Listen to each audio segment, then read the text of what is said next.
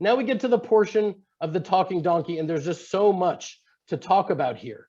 But that would take up the rest of the fellowship. So I just want to say a few words about this, seeing we're running out of time, because, I want to talk about this humiliating situation, because it was humiliating. It was a humiliating situation. The sages of Israel even say that the Moabite dignitaries saw this playing out, at least some dimension of this, and said, what, this guy is supposed to defeat an entire nation and he can't even control his donkey?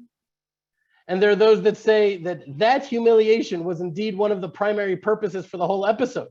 They say that Hashem already had planned that Bilam would be used to powerfully bless the Jewish people, but in order to be used for such a lofty purpose, he needed to be deflated, right? He needed the pride and the haughtiness in his heart needed to be removed from him in order for him to be a fitting vessel to bless Israel. And having a serious heart-to-heart debate with the donkey, that's a good start, right?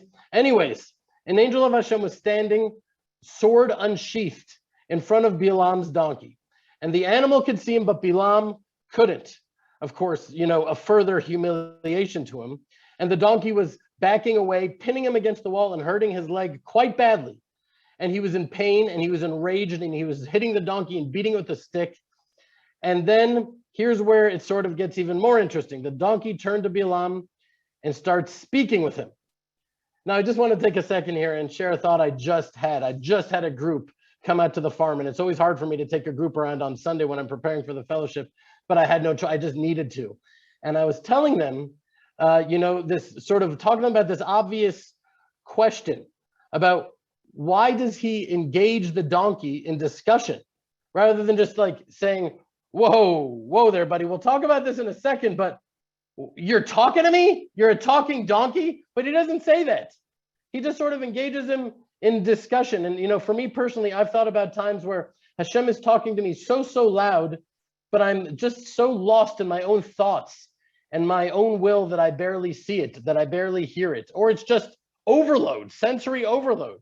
I was actually just thinking about that time, I've shared it with you before, that the Arabs and the Germans were building our house of prayer.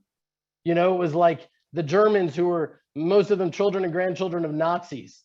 And they told us descendants of Esau, and the Arabs descendants of Ishmael, and they're building a house of prayer for Jews in Judea. How was it that I was able to see that and not immediately be overtaken by a wave of, what is going on here?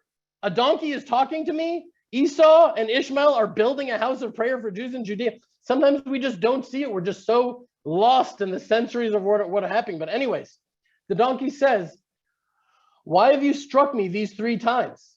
By the way, a very interesting usage of the word 3 times. Shalosh regalim is used, right? Shalosh regalim, the 3 times that the Jewish people would go up to Jerusalem, Passover, Shavuot, and Sukkot. Bilam responds to the donkey, if I had a sword, I would have killed you. And the donkey then starts speaking with Bilam.